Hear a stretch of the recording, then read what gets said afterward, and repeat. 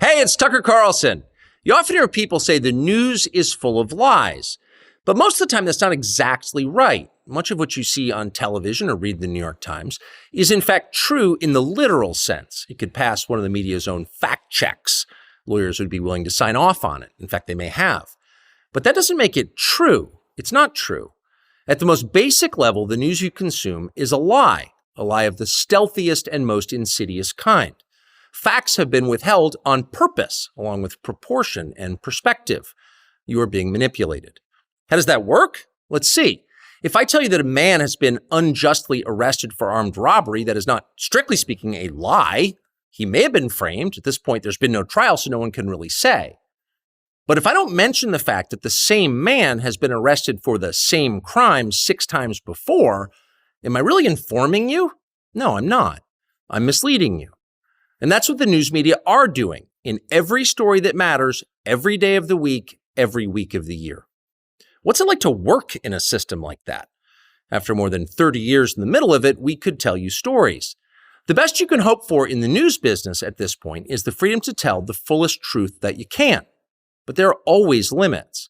And you know that if you bump up against those limits often enough, you will be fired for it. That's not a guess, it's guaranteed. Every person who works in English language media understands that.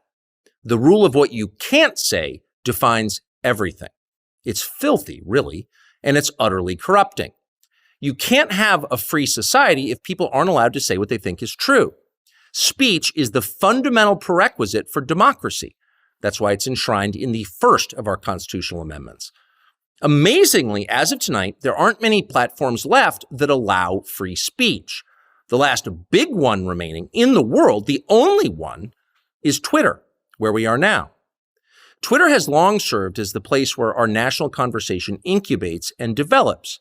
Twitter is not a partisan site. Everybody's allowed here, and we think that's a good thing. And yet, for the most part, the news that you see analyzed on Twitter comes from media organizations that are themselves thinly disguised propaganda outlets. You see it on cable news, you talk about it on Twitter. The result may feel like a debate, but actually the gatekeepers are still in charge. We think that's a bad system. We know exactly how it works, and we're sick of it. Starting soon, we'll be bringing a new version of the show we've been doing for the last 6.5 years to Twitter. We'll be bringing some other things too, which we'll tell you about. But for now, we're just grateful to be here. Free speech is the main right that you have. Without it, you have no others. See you soon.